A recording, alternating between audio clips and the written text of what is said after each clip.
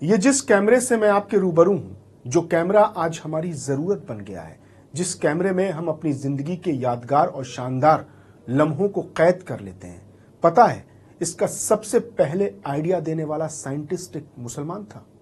اس scientist کا نام ابو علی الحسن ابن ہیثم تھا۔ زمانے میں وہ ابن ہیثم کے نام سے مشہور ہوئے۔ ابن ہیثم نے نہ صرف کیمرہ ہی بنایا بلکہ جو چشمہ ہم اپنی نظر کو مضبوط کرنے کے لیے لگاتے ہیں، اس کا آوشکار، اس کا ایجاد بھی ابن ہیثم نے ہی کیا۔ اسی لیے ابن ہیثم کو فادر آف ماڈرن آپٹکس کہا جاتا ہے۔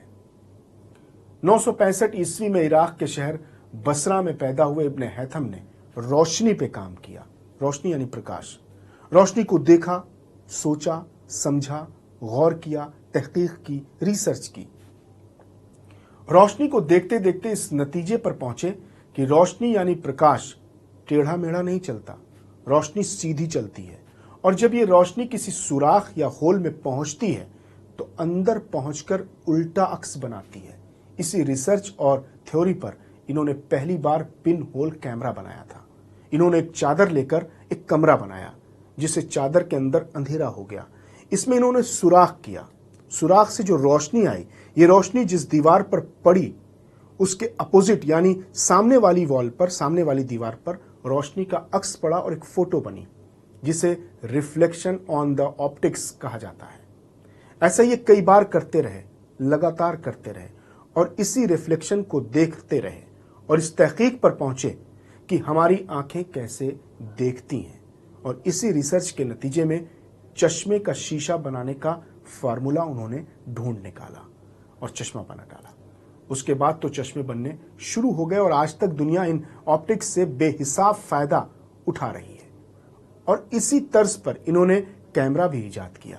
اس کے لیے انہوں نے تجربے کیے۔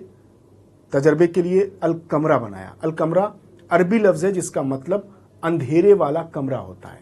اسی الکمرہ میں تجربات کرتے کرتے انہوں نے کیمرہ ایجاد کر دیا۔ یہی وجہ ہے کہ اس ایکوپمنٹ کا نام کیمرہ پڑا۔ کیمرہ نام ابن ہیثم کے الکمرہ لیب سے ہی لیا گیا ہے۔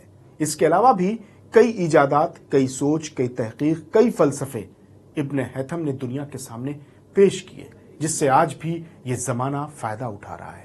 اپنی اس ایجاد سے ابن ہیثم نے گریک سائنس کو چیلنج کیا۔ گریک سائنس کہتی تھی کہ آنکھوں میں سے ایک روشنی نکلتی ہے جو چیزوں کو جا کر لگتی ہے جس سے ہم دیکھ پاتے ہیں۔ ابن ہیثم نے اس تھیوری کو ریجیکٹ کر دیا اور کہا کہ یہ غلط نظریہ ہے، کیونکہ اگر آنکھوں سے روشنی نکلتی تو ہم دن کے علاوہ رات کو بھی دیکھ سکتے، ہم رات کو اندھیرے میں کیوں نہیں دیکھ پاتے؟ انہوں نے کہا کہ یہ باہر کی روشنی ہوتی ہے جو چیزوں سے ٹکرا کر ہماری آنکھوں میں جاتی ہے، نہ کہ ہماری آنکھوں میں سے روشنی نکلتی ہے۔ یہ مسلمانوں کا ماضی ہے، لیکن موجودہ صورتحال بڑی افسوسناک ہے۔ جس قوم نے دنیا کو کیمرہ بنانے کا آئیڈیا دیا، جس قوم نے سرجری کا تصور پیش کیا، جس نے ایسڈ کی کھوج کی، لوہے کو زنگ سے بچانے کا طریقہ کھوجا، اور ایسی نہ جانے کتنی کھوج، کتنے آوشکار، کتنے ایجادات مسلمانوں نے کیے۔ الغرض کی علم و فن میں مسلمانوں کا کوئی ثانی نہیں تھا ایک زمانے میں۔ اس قوم کا یہ زوال نہیں تو اور کیا ہے کہ پچھلے 500 سال میں مسلمانوں کے تمام کام کو ایک گٹھری میں باندھ کر سمندر میں پھینک دیں تو دنیا کا کچھ بھی نہیں بگڑے گا۔ یہ سوچنے کا مقام ہے کہ ایسا کیوں ہوا، لمحے فکریہ ہے۔ اسی لیے ہم تاریخ کے ان سائنسدانوں کا تعارف آپ سے کرائیں گے جنہوں نے قرآن و حدیث پر عمل کرتے ہوئے اس دنیا کو بہت کچھ دیا ہے۔ اگلی ملاقات میں ہم اور مسلم سائنٹسٹ سے آپ کو ملوائیں گے۔